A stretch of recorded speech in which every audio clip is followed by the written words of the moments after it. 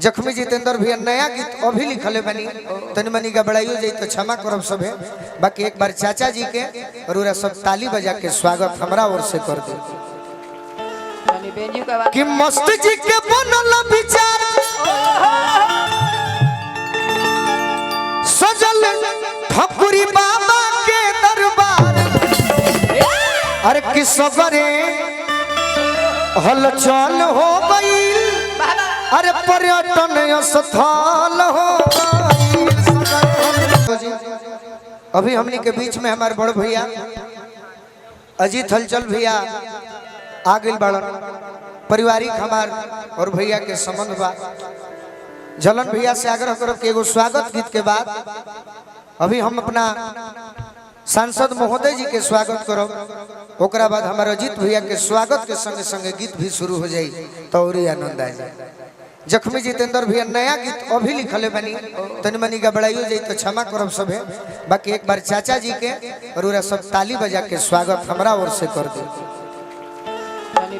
कि मस्त जी के बनल विचार सजल ठकुरी बाबा के दरबार। अरे किसबरे हलचल हो गई, अरे पर्यटन स्थल हो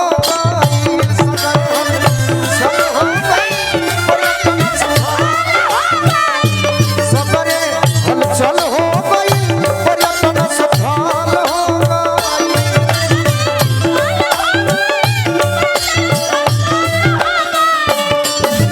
मस्त जी के बनल विचार, मस्त जी के बनल विचार सजल ठकुरी बाबा के दरबार। सबरे हल चल हो गई, पर्यटन स्थल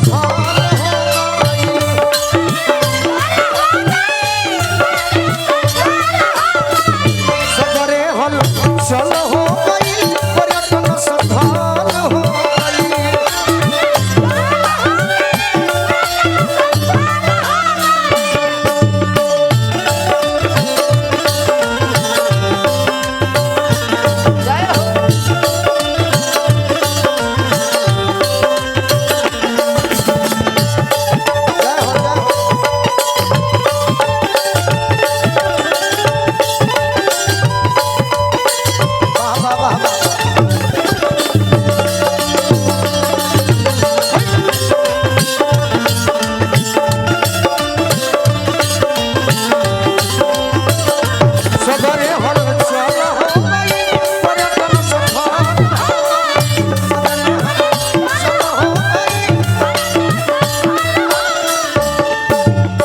अभी अभी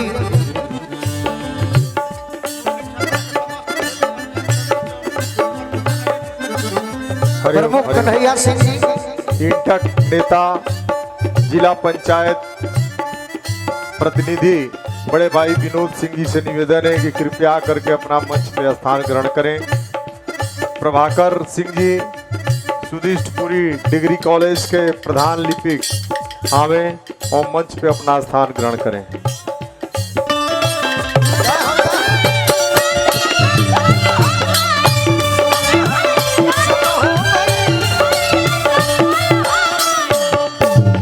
मुरली छपरा क्षेत्र के तमाम प्रतिनिधिगण के तरफ से पुरस्कार मिलल। आई आशीर्वाद अनिरुद्ध प्रसाद यादव जी, पूर्व प्रमुख मुरली छपरा जिला बलिया। और का सब लोग खुश भइले एहू रे संदेश से, दर्शन करे आई सभे देश या विदेश से।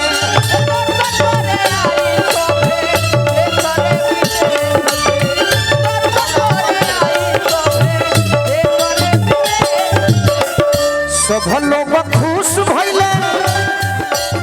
गार्जियन श्री अजय सिंह जी की ओर से बहुत बहुत आशीर्वाद मिलल।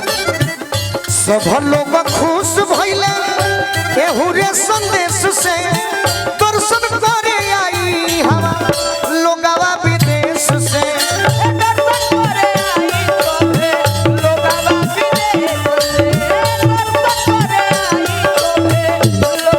भैया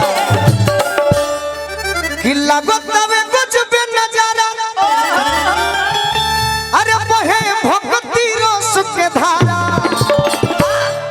सफली पहली अरे सफल हो गई अब पर्यटन स्थल हो गई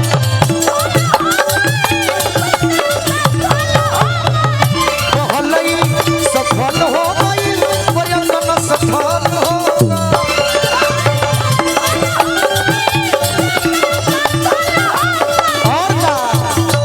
अंत बात बड़ी सुंदर जख्मी भी लिखले बनी कि ठकुरी हो बाबा के कृपा साक्षात बा अरे कोरोन छपरा गौआ पूरा देखो गहा गहा बा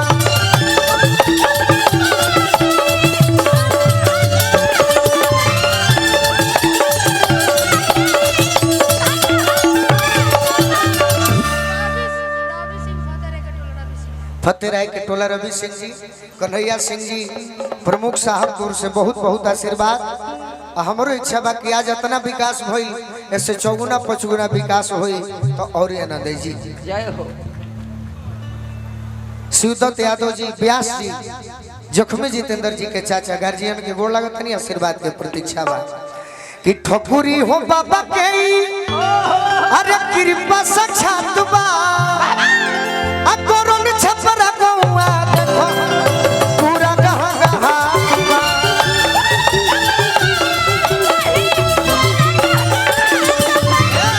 कोरोन छपरा गौआ देखो पूरा गहा गहा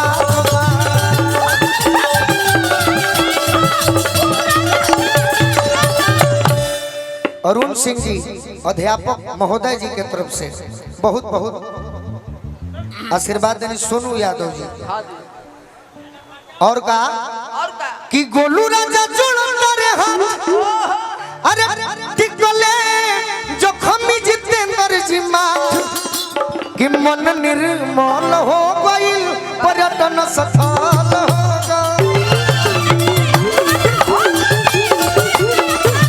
कि मन निर्मल हो गई पर्यटन स्थल